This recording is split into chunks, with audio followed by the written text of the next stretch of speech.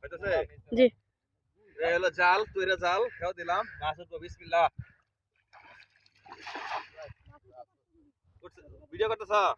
video করো জাল টানি আগে খাও খালি মাছই আইবো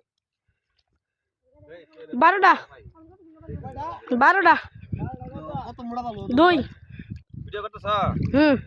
জামা ভালো দাম বেশি এই আস্তে হাও করে টানি আনো না বন্ধু আমার হাত জীবন সব বালি